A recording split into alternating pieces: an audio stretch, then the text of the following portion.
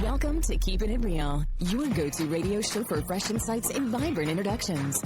Get ready to dive into a world where we offer you the latest in real estate wisdom and the juiciest community tidbits. From expert advice courtesy of top realtors to opportunities to give back through local charities, we've got you covered. Plus, we'll shine a spotlight on the young athletes driving our local sports scene and uncover the buzzworthy happenings both in town and beyond. Stay tuned for a jam-packed hour of enlightenment and entertainment right here on Keepin' It Real. What's in a name? Everything. Long Realty has been a cornerstone of Southern Arizona's real estate market for nearly 100 years. Our name is our bond, and our agents are our strength. Trust in the name that stands for experience and expertise. Visit longrealty.com or call 520-459-4993 to connect with an agent today. Long Realty. Smart move. All right, good morning and welcome to Keepin' It Real. This is brought to you by Sherry Ethell Team right here at Long Realty Studios. Got Arlene Garcia. She's the supervisor for Sierra Vista Police Department with the Nancy J. Brua Animal Care Center. So welcome. Hello. Thank you for having me. So what are we talking about here, Arlene? What do we got going on? Well, I am super excited. And this is the first time we participate in this event. The Sierra Vista Historical Society is doing a 3K pup run from 8 a.m. to noon. The race itself will start at 9 a.m. and it's at Soldiers Creek Park, which is located at 621 North Garden Avenue. And I'm excited because the Nancy J. Brua Animal Care Center will be out there with the adoption trailer with shelter dogs available for you to either adopt or just take on this 3K pup run. Oh, wow. So you could just take one on a run. Yeah, That's awesome. Absolutely. Just throwing it out. Do you have to run the whole time? Can you walk? No. Like I've selected my favorite shelter dog. Her and I are going to kind of just, walk it. Yeah. Her and I are a little bit on the rounder side. So, awesome. but I'm really excited because this is a different kind of event. We haven't done this before. The Historical Society hasn't done it either. They're going to have all sorts of different vendors. Something new. And there will also be an on-site veterinarian offering rabies vaccinations. Oh, that's awesome. Mm-hmm. What's really cool about this pup run is that midway, they are having a foam party for the dogs to run through and cool off and just have all sorts of fun. And that's going to be fun. Yes, I believe that foam party is sponsored by Concord General Contracting. They're the company who expanded the shelter. Oh, that's awesome. Mm-hmm. Now, what is the route here? As far as I understand, it's going to be a loop around Soldiers Creek Park, right up to Sear Park where they have the soccer and all that. Okay. And then they go back around to Soldiers Creek. So it's really short because this is the first year. We're just trying this out, I think it's going to be a really, really fun day. And the registration, it's only $25 per dog, not per person. So if you want to bring your family and your dog, for the entire family, you're only paying for the dog, the $25. Yes. Okay. And That's is cool. a fundraiser. It's going towards a nonprofit organization. You can sign up by visiting eventbrite.com. And if you search Pup Run, you can register, right? That's right. Vendors and raffles, and there'll be some water and treat stations, right? That's right. Our chief of police, Chris Heiser, is going to be doing the pup run with one of our shelter dogs. I believe Councilwoman Angelica Landry is also going to be selecting one of our dogs for the pup run. So yes, you're going to see us out there with our doggies. Well, it sounds amazing. The Sierra Vista Historical Society's Pup Run, 8 a.m. to noon. Race starts at 9, Soldiers Creek Park, 621 North Garden Avenue. In addition to all the animal-related vendors, the animal shelter being out there with the trailer, the Friends of the Sierra Vista Animal Shelter will also be at this pup run selling their awesome t-shirt. You got these funny little sayings on them and super cute. And all of those proceeds really go back into the organization to help our pets out here at the Nancy J. Brua Animal Care Center. And it means so much for us to be able to raise funds all year. We get to do all these wonderful low-cost spay and neuter clinics, all these wonderful events. And we couldn't do it without the help from you guys. And you get a great t-shirt too. I'm going to be wearing my t-shirt for the pup run. They are a lot of fun. And, they're very reasonable, only $20. So if you want your t-shirt, even if you don't participate of the pup run, just 100%. come out. Yeah, just come come on out down. and be a supporter. Be a supporter, yeah. That's awesome. This is the Sherry Ethell Team at Long Realty Studios. We're keeping it real. We'll be right back.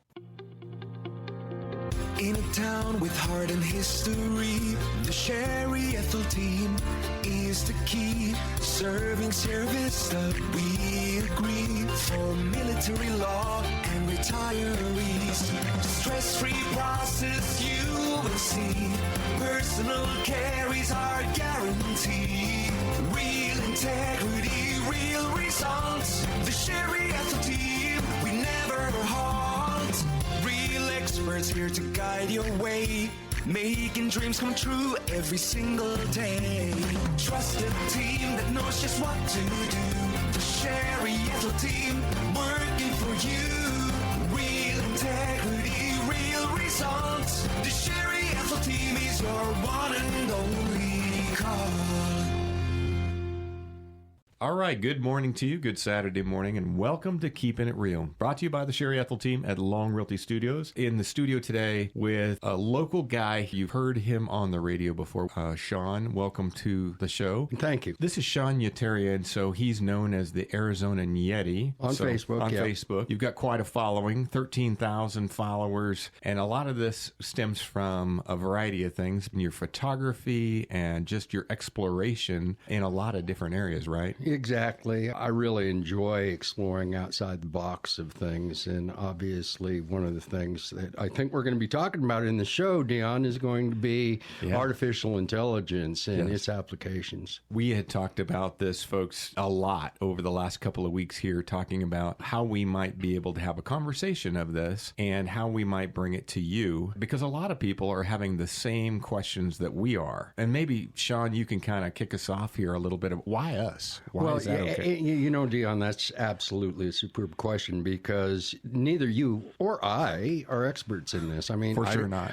Do you write code? Nope. Do you do prompts for AI? Maybe a little bit, but some. Yeah, some. But we are not experts by any means. I like to think of it as we're members at your dinner table, where everybody is sitting around the table talking about what so many people are talking about, which is artificial intelligence. Yeah, you see it everywhere and almost everything we're doing now, so it makes sense. I've discovered, especially over the past 6 months or so, that the most engaging conversations that I've had have been about artificial intelligence and its impact. And I've been able to pick up a lot on both the positive as well as some of the negative opinions towards AI. And really, I think of this show and perhaps future episodes to be about the people out there who are asking the same questions that you and I are. You know, I think that we all have questions about artificial intelligence, and we all have questions about how it might impact our society and jobs and other things. And so we're going to try to explore some of those things. But first, you know, we're going to just introduce the subject. And so, Sean, I think one of the first things we should do probably is just kind of define it and what it looks like. So this is kind of a loose definition of mine.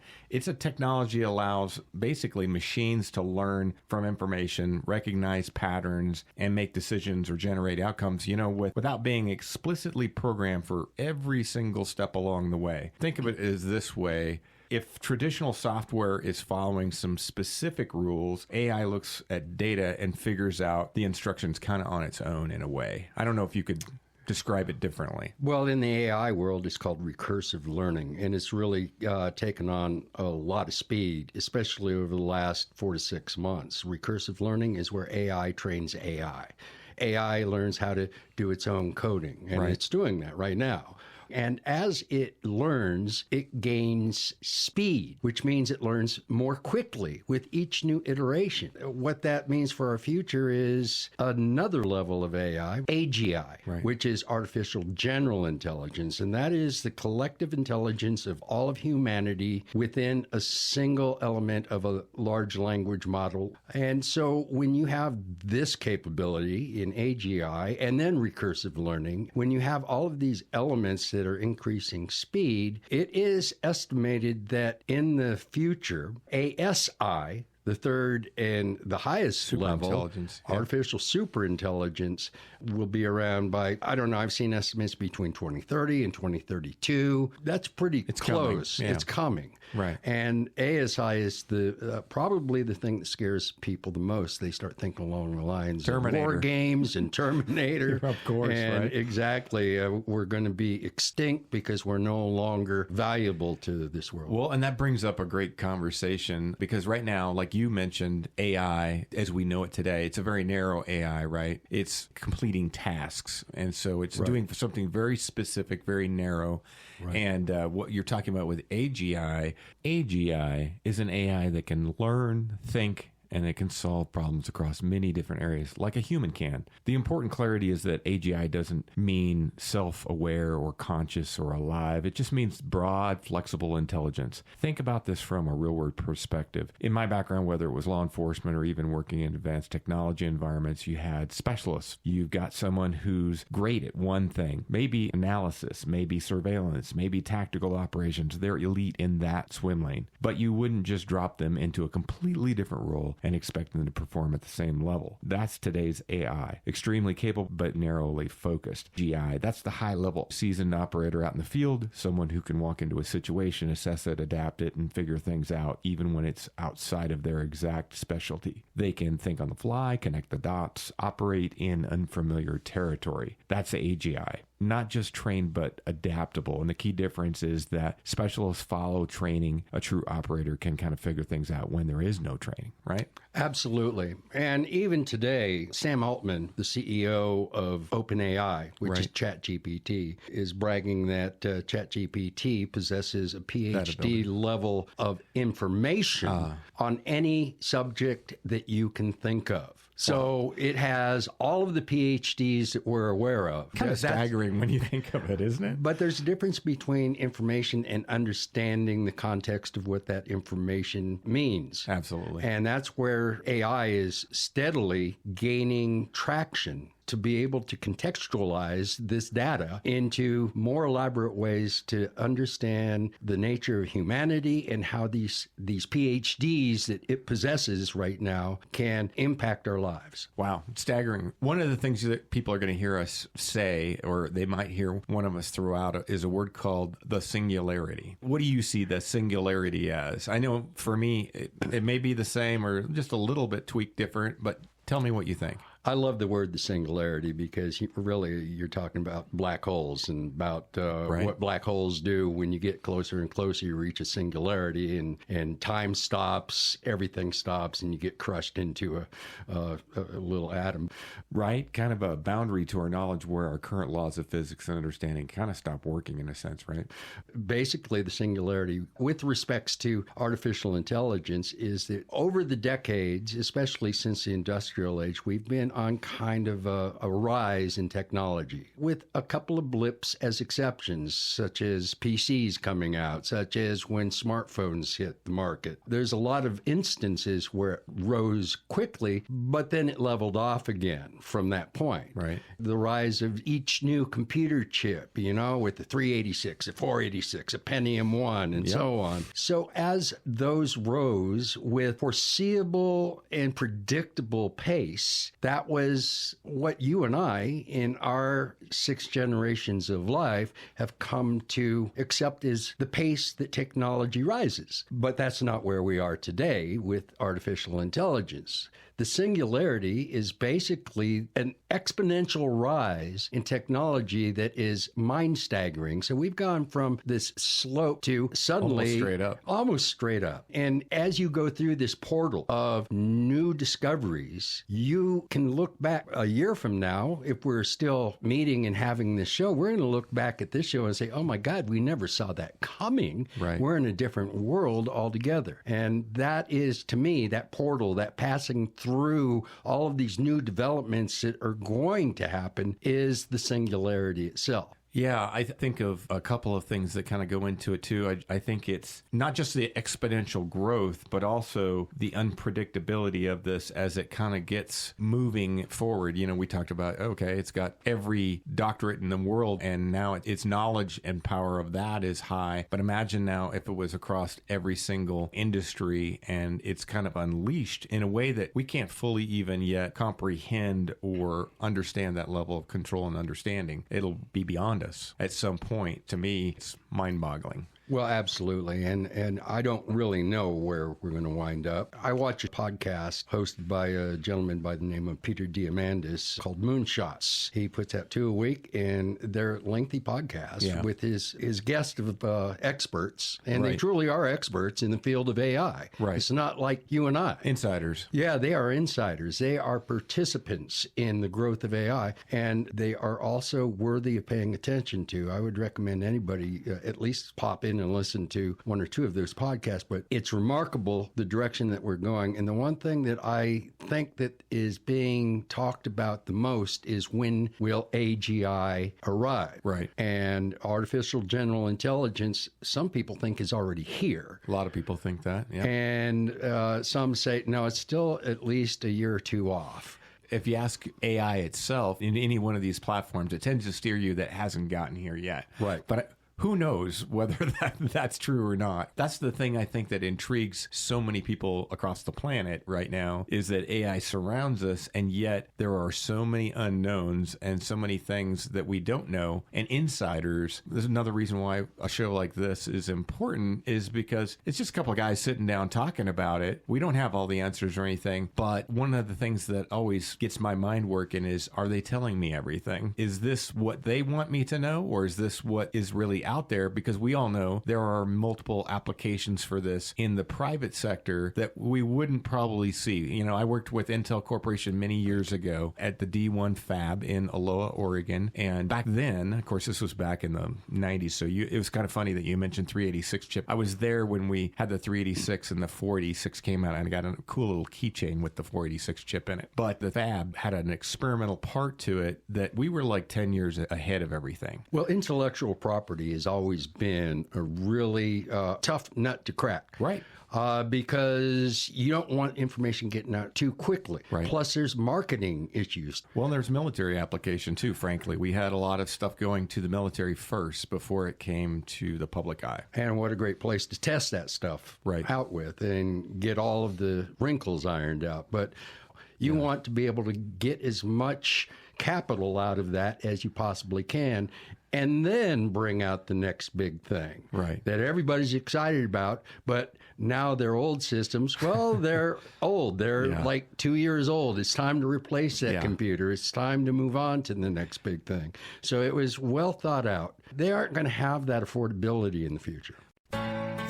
Discover excellence in real estate with the Sherry Ethell Team at Long Realty, your premier choice in Cochise County. Sherry's amazing team brings honesty, expertise, and a deep understanding of the local market. Whether you're a first-time buyer or a seasoned homeowner, they're committed to your peace of mind and handle every detail for you. Their approach? Personalized service. Above and beyond transactional real estate, building lifelong relationships, nationwide connections, local expertise. There's a reason this team is amongst the top realtors in Arizona and across the nation. You owe it to yourself to call or visit the Sherry Ethell Team, the top team at Long Realty, behind Denny's on Fry Boulevard in Sierra Vista. Call or text 717-599-2439 or Google us for more info. Real integrity, real results. Well, I'm dying to get into this, and I'm already thinking of other ideas. But let's take a quick break. We'll come right back, folks. A lot to cover. We'll be back after these brief messages. All right, welcome back to the Sherry Ethell Team, Long Realty Studios, Keeping It Real. I'm Dion Ethell, and I am joined with a mutual conversation here about artificial intelligence, AI. I got Sean Yetarian here. We talked about the Church of Open-Mindedness, you know, and belonging to that. I'm not sure I'm there, but I'm open-minded to a degree. I want things to turn out positive, right? I want AI to be positive. I don't want Terminator just like anybody else, right? But at the same time, I'm skeptical enough to ask lots of questions and look at lots of facts. Well, open-minded doesn't necessarily mean that I am an optimist. Just accepting everything, right? It means that I'm open to the negativity as well as the optimism. Okay. I tend to lean optimistic, but that's because I want things to work out well. Right. It doesn't mean that they will. Yeah. It just means that's what I want. But who doesn't want things to work out well? That's true. That's true. You know, it's kind of funny that we think about that. I hope that everything does work out. I mean, honestly, we've talked about this before. I mean, people are using it a lot, but this thing's been around for a while. 2005, I think, is when the first breakthroughs in artificial intelligence solving problems came to fruition. I think even the term AI itself was coined back in like the 50s or 60s. A long time ago. That's correct. A long time ago. And so, the idea of machines learning, it's not a new thing. And they've been trying to get there, but a lot of things had to happen in order for us to achieve these milestones. And now we're here. If you're curious about the directions and the trends, I would recommend that you look into a gentleman by the name of Ray Kurzweil. He has been in the business longer than anybody, more than 50 years. He has been doing predictive analysis on trends almost since the beginning with an 84% accuracy rate. Wow, that's super high. That's crazy. No, that's insane. That doesn't even... So over the decades, he has about an 84% accuracy rate. So if you take a look at his predictions for the trends in what AI is headed to for the next 5 to 10 years, it is mind-blowing. I mean, you can't even wrap your brain around it. But he is a valid source to go and check out. And I recommend that people look him up and see what his predictions are. What do you think people are thinking about the most? I think they're thinking about how AI is interfering with being able to trust the arts. And I think we need to address that, but I want to reshape that. Let me put it to you this way. When I started doing photography 10 years ago, and I would tell people that I use Photoshop in order to do my post-processing editing, there was always a concern that Photoshop equaled cheating. Fakery. Right. It's not real. And it didn't matter that I was using it in legitimate ways. The word Photoshop became a word that meant cheating. Right. It was synonymous with that. Right. Well, now we're in a new world where I don't even think people think about Photoshop as that anymore because it's been replaced anyhow with AI. Right. And anytime anybody says AI, now that has been translated to the word fakery. You can't trust it. It's false. It's fake. And that's because they're looking so sharply at the areas where they're right. That's true. Yeah. There is a lot of fakery. There is a lot of fakery. Yeah. There's a lot of make-believe. I mean, you can't hardly... I mean, there's meme after meme after meme on Facebook, for example, just reel after reel that you're like scratching your head. That can't be real. Yeah, Dion. And still, thankfully, you can look at something and say, that's AI. Yeah. I don't think you will be able to very long. No, I think those days are dwindling down. It's recursive learning with these elements as well in the artistic world. So it'll be more and more difficult to be able to identify a real piece of art and an AI-produced piece of art. It's almost a subject of its own. It's just think it's kind of interesting that old Photoshop and stuff, now it's acceptable. But yet now we're jumping in, leaping into another area of this, like you said, fakery that's cheating. And so people are kind of looking at that. Well, let's talk about that for a moment, but just for a moment, because I think that people have a legitimate right to their jaded views towards AI when it comes to this sort of thing. Right. Because it's real. However, I think that there is a way around that. But that way around is the human element. It's not the AI. The AI is doing what it's told to do. Right. It's a program still. It's still a machine. It's the human element that is presenting it as being genuine. Yeah. Well, if the human element, you, me, or whoever is using this AI says, you know what, I have this talent and I love this talent and I am using AI in order to enhance that talent and embrace this so that I can make it even better. But it's still my talent that I'm using, whether it's in writing, whether it's in imagery, whether it's in video making, or in my case, more recently, music.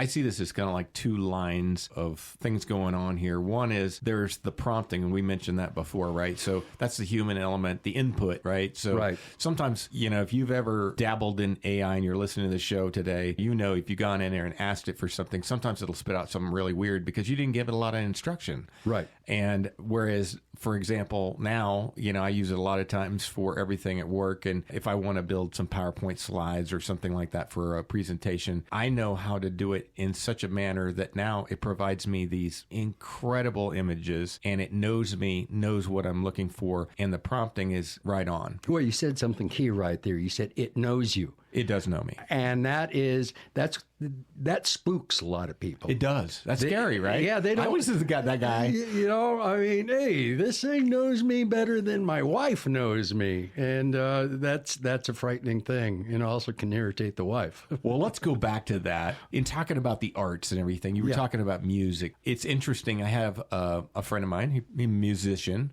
just dabbles in it. He's not doing that full time for a living or anything, but he's been doing it for years and years and years. He's quite good at instruments and things like that. He's not sure what to make of it yet. He's a little bit on one side, like, man, it's replacing me. I'm not sure I like it. I think a lot of people are probably thinking about that in anything that they do. You're a poet. Did you ever think about, how it's going to translate that or anything? Did it bother you at all? Did you get hung up on any of it? That's a tough question to answer because I've been writing my whole life. That's been a passion. Poetry is just one of those things. I've been doing it since I was a child. And so I have a huge library of written work that I've done. Did I ever think that the technology would advance so much where I'd be able to change that into lyrics and create music out of it? I can tell you what it does for me. It turns my life into a musical, and it elevates from reading a poem to somebody to having it sung to you in a very professional sounding way. It has an impact on my soul that I can't really explain. I can't put it into sufficient words. I consider my talent, my passion for writing, to have been enhanced and embraced by technology. I look at even photography the same way. The old film cameras and the people who learn how to do all of their work in a dark room. Yeah. And I did that for a while, especially when I was younger. Right. And suddenly digital photography came along and all of that went away. It hasn't really gone away. There's still hangers on, but the idea of a dark room, there's some people who don't even know what a dark room is. Yeah. They have to read a history book. They certainly wouldn't be able to use it. Right. What happened to all of those film photographers? Well, a lot of them had to migrate over to digital photography and learn how to use that. Anytime that you have a new technology come along, it's going to replace an older model of itself. Yeah. And you either get on board or you stay where you are. My recommendation, especially with this tsunami known as artificial intelligence, is at least learn some of the applications and get on board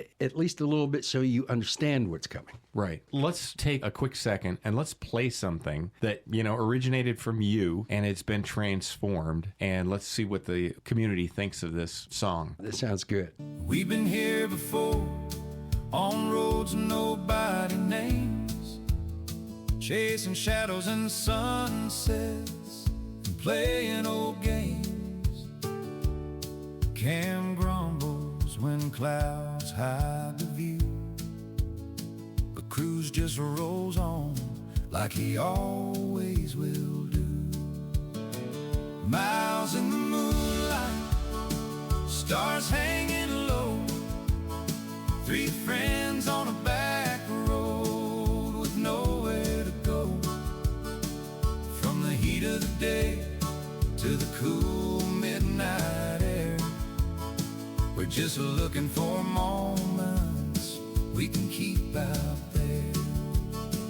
Miles in the moonlight, the kind we call our own, with Cam in my hands and Cruz driving us home.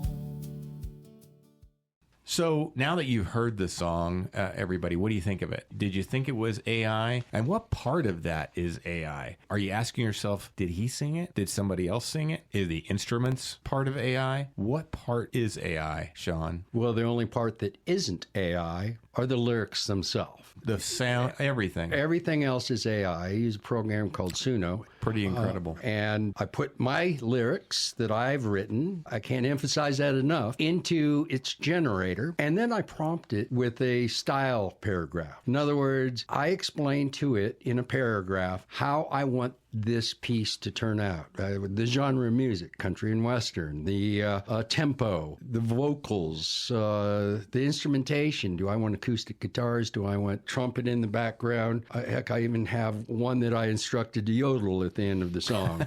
and it'll follow your instructions. It does. And once you input it all in and you generate it, it gives you two versions, and you listen to those two versions. And if you don't like either one, you can either go back and retweak your style statement because something wasn't quite right. Right. Or you can just repeat it. Yeah. And it'll give you two new versions. Yeah. Maybe a different vocal, maybe different instrumentation, but definitely a different melody. And until you finally arrive at a place Which speaks to you. that speaks to you personally. Yeah. So you're finding you within the muck of it all. Yeah. Now let's compare that to if I was to do it the more traditional way. Right. I would have to Big go. money. I would have to go out and find a sheet writer, and they would charge a lot. I would have to go out and find a good vocalist with a good band who does Grammy-winning style performances. Yeah, because that sounded like somebody who you could just take right out of Nashville. Exactly.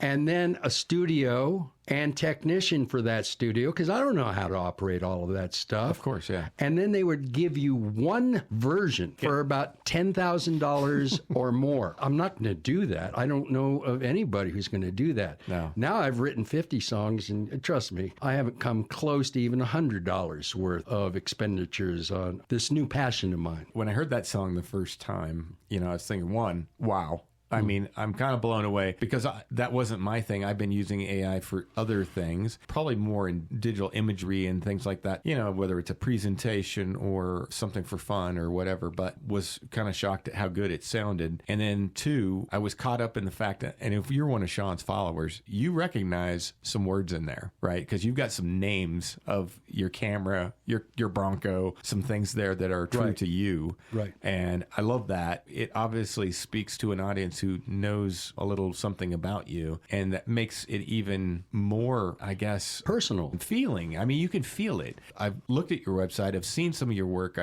I know about the name of your Bronco and things like that. It made more sense to me, and it really resonated. It's a great song in itself. Right. I was just really kind of impressed with that. But I know that not everybody feels that way. So let's talk about that when we come back. Okay. We're going to take a quick break. We'll be right back, folks. This is Keeping It Real, and we're talking about AI. I'm Dion Ethell, and I'm with Sean Yetarian, the Arizona Yeti, and we'll be right back. We're the real wayfinders, the trailblazers, the go-getters. In a town where the desert wakes before dawn, we don't just talk, we make things happen. And when we speak, it's real, it's genuine, and it's worth hearing. Tune in every Saturday morning at 7 a.m. on Cool 104.1 FM. Join the Sherry Ethell Team for Keeping It Real, where top realtors, local heroes, and the heartbeat of our community come together. Raw, authentic conversations, expert market insights, and the best local events you can't afford to miss. Keeping It Real, celebrating our community. Bold, genuine, one of a kind. So welcome back to Keeping It Real, brought to you by Sherry Ethell and the team right here at Long Realty Studios. I'm joined with Sean Yetarian, the Arizona Yeti, on Facebook. You may be one of his 13,000 followers. I'm Dion Ethell. I'm the show host, and we're talking about artificial intelligence today. And we're just having a conversation between a couple of guys here in town talking about what everybody's talking about and thinking. I hope we'll bring out some of the things that people are talking about, concerned about, happy about. One of the things I was going to say, we were going to talk about maybe some of the negative sides of what people might be thinking about the songs that we played. But, one of the neat things I thought in a positive way is the fact that more people can be involved with and engaged in this. Do you find that to be true? It's kind of like the camera. When we first got digital cameras, everybody can use that. Suddenly there's pictures everywhere. When Facebook came about, everybody can share them, and share those pictures now. Each of these new inventions allow a larger stream of people to be engaged in the creative process. Exactly. Yeah, and it's part of a concept that Peter Diamandis, that I told you does that show Moonshots, calls Moonshots, an era of abundance, but abundance has been getting greater and greater a lot longer than just recently. Abundance, every new technology creates abundance. When you look back over history and you see how new technologies, even the most basic ones that you don't think of as technologies, have reshaped and opened up the marketplace to things that were once sparse and now are right at the tip of your fingers. Oh, yeah. Yeah. Then the internet came along, eBay came along, Amazon came along, and all of these items that were once, well, if they don't have it in stock at Walmart or Safeway, I'm not going to be able to have it. Now you can have just about anything you want. Yep. Yeah, Even if you're in a rural setting. So abundance has been growing. It's been getting greater and greater over time. But now we're heading into an era where that availability is going to be extraordinary. And so when you're talking about like the music, or any other art form, any other genre, including video productions, you can make your own movie. You could. If you wanted to. If you wanted to invest in it. That probably will be a thing And not you too can, long from now. Absolutely. You can make your own movie. But right now, I'm making music based on my love of writing poetry. And that is abundant now because it doesn't take very much money, from $10,000 for one version all the way down to pennies on the dollar for two versions or four versions or 8 versions or however many. And it's just really done in seconds. So, and it's abundant. Anybody who wants to do it can go in there and try their hand at it. You can try it for free at first to see if you even like it. So you plug in lyrics from a poem you wrote and then see what happens. If you aren't stunned, you'll be surprised. For sure. Some of the concerns are out there, like my friend who is a musician, you know, he's like, well, dang, I'm kind of thinking that now this thing does it better than I do. So I used to be kind of special. Now I'm not special at all. Oh, I think. How do you answer that? I think I kind of disagree with that outlook. And the reason why I say that is because while people like me may be using AI in order to produce some music, there'll still be gravity towards the genuine thing. In other words, while people may say, oh man, you're a great lyricist. Well, that's what I want to be known for. Not for the music that I used AI to create for it, although I love that. Yeah. Because it presents my lyrics in a way that I find complimentary, but because I can write lyrics. Yeah. And that's important to me. So that's the genuine part of me that I think people will gravitate to who are a little bit more open-minded towards it. I think that when you allow AI to do all of the heavy lifting, write the lyrics, do the music and all of that, there'll be people who really like the outcome, the product, and you won't be able to help yourself from that. But then when you see your neighbor Joe up the street with the guitar on the front porch singing songs that he wrote, that has a lot more emotional gravity than listening to a computer-generated song. It'll be interesting to see how that kind of comes together, because we all know that we've already had some music that's been out there and hit top of the chart, that was AI generated. And it's different too if you look at, like, since we're talking music, the music industry as a whole, right? Things are changing within the music industry because of Spotify and some of these other things.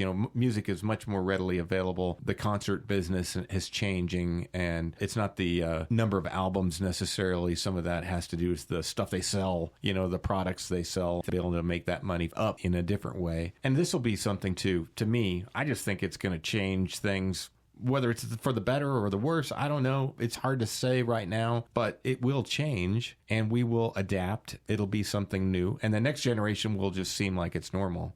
So you have the guy who likes the resto mod, and then you got the guy who likes it all original, untouched. It's a personal preference. I'm the resto mod guy. So a lot of times, I remember growing up, they thought we were like bad. Especially if you got an old Shelby or something, you don't touch that. That's not cool. And yet, kind of talking the similar stuff. And I hope people will get over it. Well, we will do what humanity has always done, and the media has known this for decades now. We will become desensitized to the environment around us. Right. Even the most tragic things wear off its impact on our mentalities. 9/11, it's not a thing. It wasn't a thing a year after it happened as far as the way people approached life. It started to fade. The news reports started to veer away from it. And they knew that, people aren't interested in these tragic events so much, even though tragedy is what the media is built off of largely. So when we're looking at the new technology that comes along, I think we will become, when I say desensitized, I think we will accept our environment as it's changing. And like you said, we'll learn to adjust. As the Borg say in Star Trek. You bring up a terrible concept, but yeah.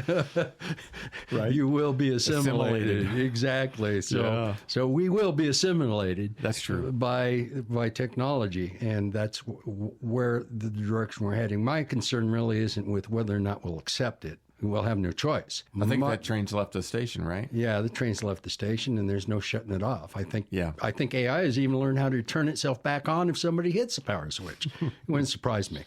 But what my concern is job displacement more than anything else. Yeah.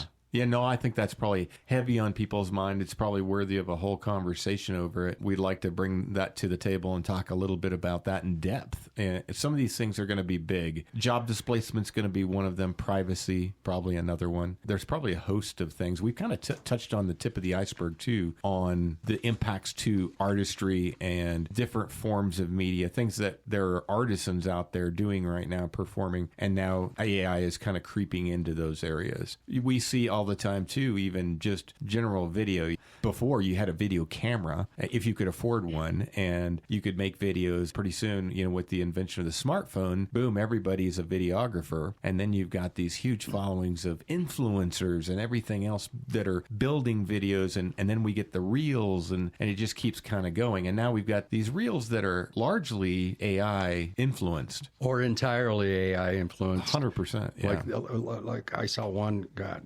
guy walking around in a suit with spikes coming out of it, approaching, I don't know, they were black bears or wild, ferocious animals, and they couldn't get to him because of the spikes. It was obvious that it was AI, the whole thing from start to finish. So people are using it in unique ways. I think I saw that one, actually. And it's kind of... It's out there. Yeah, it's out there. But there are a lot of other very interesting ways that people are using it as well. So I'm finding both the good and the bad in it, but I'm also realizing that AI is slowly creeping into those genres of the art form in significant and rapid ways. I found it interesting, too. So one of the things that people have had AI do is create something, a painting or something like that. Sure. In fact, I had an author on the show not too long ago. She actually used home photos of places that they really love. She wrote a children's book about the place that they love, and she used those photos but blurred the images because she didn't really want it to be about her and her family. It was about the idea of this place, this secret place, and had AI transform them into oil paintings in a very unique style. Right. And it was really cool. Obviously saved her too, because she didn't have to have an illustrator, and made some very professional grade illustrations. But at the same time, there's probably somebody out there thinking they just took a job away from somebody. I look at those people that make those kind of comments, and I empathize with them. I agree that is what is happening. And it's a reality. It's a legitimate gripe, if you will, but it's not going to change the flow of this river. There was a company that had laid off like 1,000 people, right? Snap. Yeah, Snap just laid off 1,000 people, and the owner told everybody why. Quote, rapid advancements in artificial intelligence. Yeah. That's the reason why you're going home. He didn't say that, but that's the reason. That's the reality of it, though. That's the reality. And so this is we're already starting to see the impact. White-collar industry is going to be the one impacted the soonest. Yeah. Because white-collar jobs are thinking people's jobs, and AI is a thinking machine. Who knew, right? I'm just going to read this. Robots beat humans at the Beijing Half Marathon. Oh, yeah, I saw that. Well, but of you kind course. expect that. Well, yeah, you don't have respiratory systems. You don't have to worry about oxygen exchange. Wouldn't that be nice to build a run all forever? you have to do is build a machine that can run. Yeah. But it's a lot deeper than that. If you aren't aware, humanoid robots, you know what Elon is doing with Optimus 3. And they're coming to a theater near you. Unitree has a humanoid robot now that it's from China that you can buy for $18,500, and it will do a lot of tasks around the house. So when you talk about blue-collar jobs, well, these robots are already showing a capability not only to do the job, but to never get tired. Don't need breaks, and they will work until they need to be recharged. Well, and it's not the first time we've seen robots. Of course, if you go to any Amazon warehouse or whatever, there's all kinds of robotics being utilized right now. And that's replaced some, but also grown others because the industry grew. And so you didn't see the job displacement maybe that we might see in this instance, right? So I really think that we're going to see some things that we're going to have to come up with some stopgaps, in my opinion, that we haven't resolved yet. And it's going to come fast. And unfortunately, government and politics moves very slow. It does. And so I wonder how those two worlds are going to come together to resolve some of these issues. It's going to be crazy. It's going to be force fed on them, and it's not just the AI that they're going to have to confront at some point. It's the products that AI brings into the real world, the marketplace. Yeah. I mean, think about flying cars for a sec, because flying cars are now a thing. They exist. Yeah, they do. They just aren't on the market yet, and FAA is having problems wrapping their minds around what this even means. They're even having problems with just drones, being able to use handheld drones. Exactly. So it's that's going to be the bottleneck, the anchor of this new technology coming to fruition. Yeah. But imagine 3 or 4 years from now, half the population owning a flying car. You think the roads are dangerous? Yeah. Now we're talking about a completely new monster. Now, is the FAA or any other governmental institution going to be able to come up with policies and control that airspace? Yeah. That seems like a huge task. You know what they're going to do? They're going to use AI in order to come up with the solutions to control the airspace. Yeah. Because you'd be a fool not to. Yeah. No, I think that there's definitely going to be some things. Well, let's take a quick break, a final break. We'll come back, kind of wrap up our conversation. Again, this is Sean Utarian and Dion Ethell. We're talking about artificial intelligence, just having a regular old conversation. And we'll be right back, folks, with Keeping It Real. Tax time is here, but before you spend your refund, consider real estate with the Sherry Ethell Team at Long Realty. It's a great way to move from renter to homeowner and on the road to building wealth. Hi, I'm Sherry Ethell, Realtor and Team CEO of the Sherry Ethell Team at Long Realty. Think of me as your guide to all things real estate. I tailor my approach to your needs and, most importantly, your goals. It's time to come see me and get a plan for your success. Discover excellence in real estate with the Sherry Ethell Team at Long Realty, your premier choice in Cochise County. Visit Sherry at Long Realty behind Denny's on Fry Boulevard in Sierra Vista. Call or text 717-599-2439 or Google us for more information. Real integrity, real results.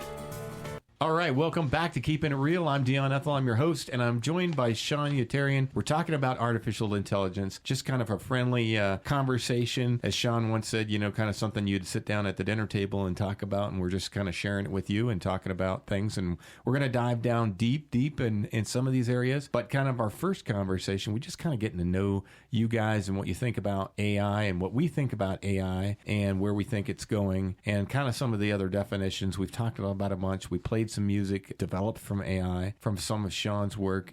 Dion, I want to talk about accountability for how you use AI and the ethical implications. I mean, we already know that it bothers the heck out of us when someone proposes a product as being genuine when it's so obvious that it's not. And it's like, dude, what's wrong with you? I kind of wish they had, even if it was just a little thing in the corner of your production, whatever you're making, just a little thing that says AI or something, just to kind of give it that. That's it. knowledge. Yeah, I think that would be prudent. Yeah, absolutely. I think that would be. I mean, I love some of the stuff that people come up. Nothing's funnier. My wife hates the fact that I love the Yeti and the Bigfoot talking about stuff. Usually stuff that's completely inappropriate, but it's kind of fun. It's just a fun thing, and it's give you a little humor for the day. Obviously, we know, but some of them are pretty darn close. Like I've seen a lot of them that, like you said, you got some depiction of a safari, and this lion jumps up or mauls somebody, and you're like, oh my gosh, right? And it's totally fake. And it's all fake. Yeah.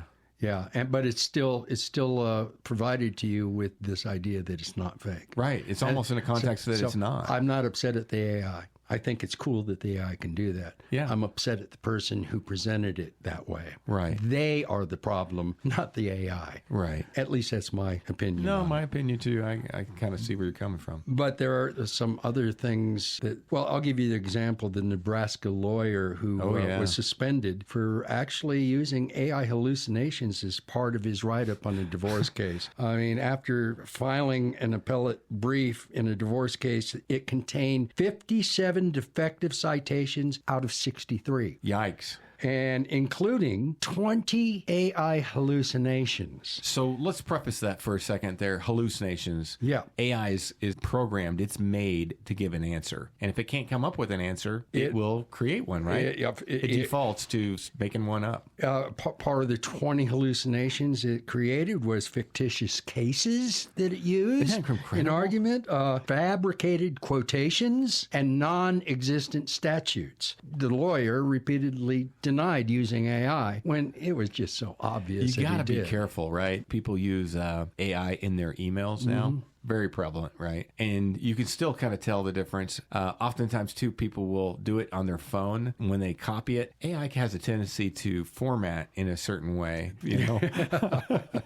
But yeah, that's a real thing, these hallucinations. It's wrong because it didn't have an answer for you. And I've run into that before where it got something wrong. I imagine most people who use it every day probably do. It will get better and better as it goes, but man, don't get trapped into that. Well, the broader context of, I mean, I just provided for you the one case, but the United States courts have imposed at least $145,000 in sanctions against attorneys for AI citation errors. Yeah. That's a lot. Yeah. And so Does that worry you at all from like the medical field, right? Because I know we're seeing that more and more. Do you worry about that a little bit in the interim before it gets to be smart enough where it has got a lot of those answers, you know? Well, I have a feeling I won't be worried about it 3 to 5 years from now. But I hope that they don't plan to implement discoveries the moment that they become discoveries, because again, until you're certain that AI is right, because it can be wrong, right? I think it still needs to go through a slower process. Right. I think that's a good thing to say too. You know, the test and evaluation process is still going to happen. Humans are still going to be involved in this process. They have to be right now. I think the one thing, you know, actually had a conversation with AI recently because I was building products for a specific presentation.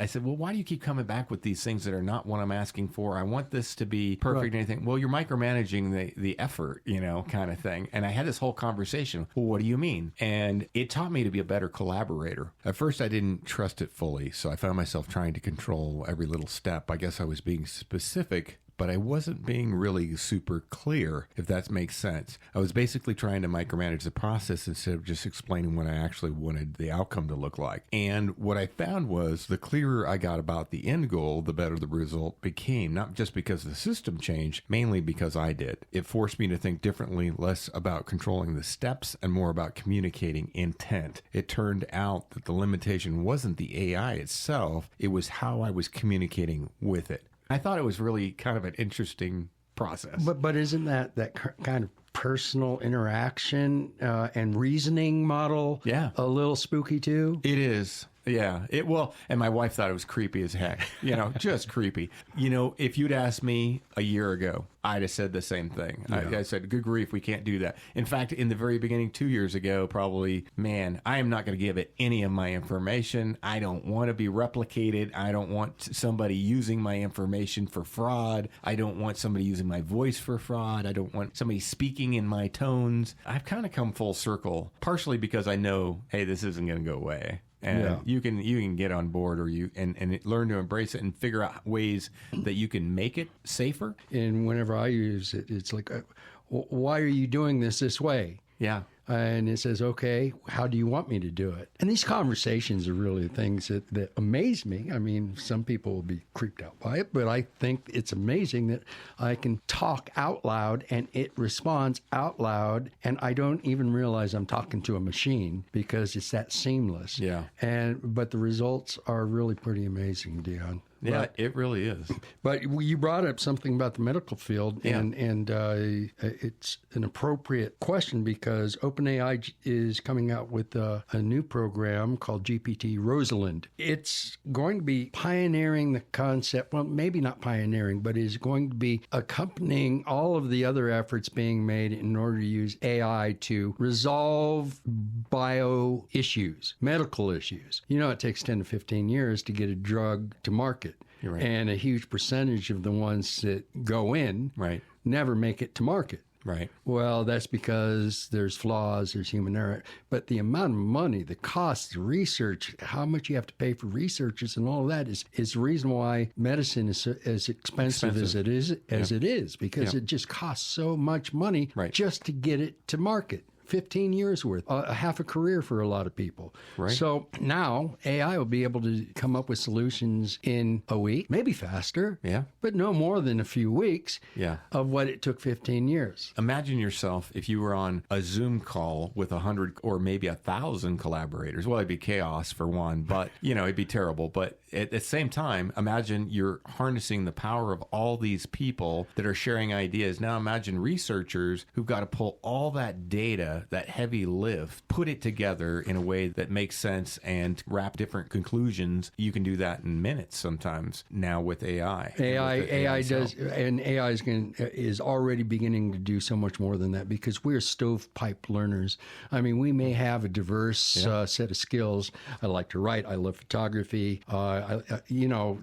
This is a broad skill, but most people are going to take a career knowledge base and focus on that stovepipe of information, without looking at other potential impacts from outside. AI is going to be able to do is it will look at all of its PhDs and search for patterns and recognize the implications that those other patterns to be able to help it come up with potential solutions. I want to continue some more of this, but we're kind of getting out of time. We sure are. And I know we've talked a little bit about a lot of different areas of artificial intelligence, but we've only hit the tip of the iceberg. And I think that's why it's so important that we kind of break this down in future episodes. We're talking about maybe doing this maybe once a month. Keeping it real is not going to go away. We're still going to have great local community folks coming in, business spotlights, great charities that we have here in town, and wonderful, personalities that we have. But I think it's important to break into kind of a new area, just having a conversation, that dinner table conversation, like you said, Sean. Yeah, it's awareness. Yeah. And I think awareness is the most critical thing that we can possess when it comes to the future of tech. Just knowing what's coming is important. Right. And I think that we're going to try our best to get some other folks who might want to get involved and try to get some different flavors so we can have different opinions, right? So if you're interested and you think you have content and you'd like to add, you can contact me at sean.yetarian@gmail.com. That's Sean, SEAN .Yetarian, spelled Y as in Yankee, ETERIAN @gmail.com. Perfect. So, and they could hit you up on a DM on your Facebook page, probably, right? Also, if you go to Facebook, Sean Yetarian, or Arizona Yeti, my content page where I share my photography and my narratives. So Sean's going to kind of manage that process for you. So if you're interested in being on the show, you don't have to be an expert. Everybody has a different take on things. You see it through a different lens. Absolutely. And I think, Dion, that you're going to exit out of the show with another piece that I wrote. It's real fun. Listen up. Keeping it real. I asked my phone for wisdom, she said, honey, not today. Told my truck to drive itself, it just rolled its eyes and prayed. Alexa joined the union and Siri's learning kung fu. Now my coffee maker lectures me on things I ought to do. AI, oh my, what a wild old ride. From a dusty mainframe to a neon sky, we built the code. Now it's telling jokes. I'm laughing while my router smokes. AI, please don't pass me by. My fridge just texted Tinder, now it's dating microwaves. The Roomba joined a biker gang, they call themselves the Waves. My smartwatch staged a protest, said time's an unfair game. And ChatGPT keeps preaching about how humans are to blame. AI, oh my, what a tangled web. They're writing songs about Elvis and Deb. We made a spark, now it's running free. And it's posting selfies of humanity. Please don't pass me by.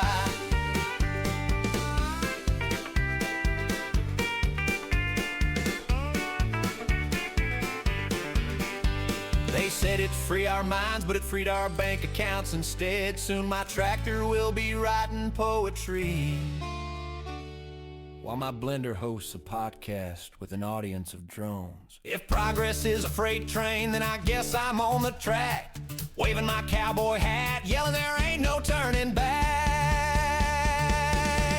AI, oh my, what a sight to see. From the code to the cloud to the big old screen. So plug me in and pour me a beer.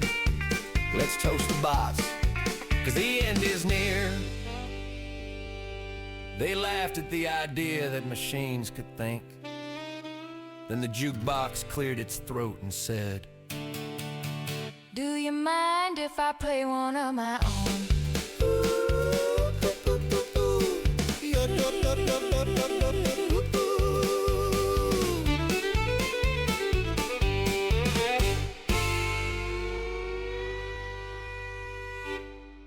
That brings us to the end of another Keepin' It Real radio show, and we just want to say a big thank you for letting us be a small part of your weekend. Whether you're a longtime listener or just caught us for the first time today, we're so glad you're here. Got something you'd love us to talk about? Maybe a local story, a cool event, maybe a guest idea. Maybe you're related to or know someone who has an interesting story, profession, or past. We would love to hear from you, so drop it in our Keepin' It Real suggestion box at Long Realty. We're located just behind Denny's on Fry Boulevard. Or if it's easier, you can email me directly at sherry@sherryetthelteam.com or call me or text me at 717-599-2439. This is your show, and it's all about our community, our connections, and the what's up of Cochise County, and as always, keeping things real. And your voice will help shape what we do next. We'll see you next Saturday from 7 to 8 a.m. right here on 104.1 Cool FM, making radio cool again. Join us next Saturday for more engaging interviews with top realtors and industry leaders, keeping you informed about the latest trends in real estate. Stay connected with us as we bring you updates on the dynamic events shaping our vibrant community. From exciting local happenings to noteworthy charities and causes, we've got you covered. See you next week for another edition of Keepin' It Real.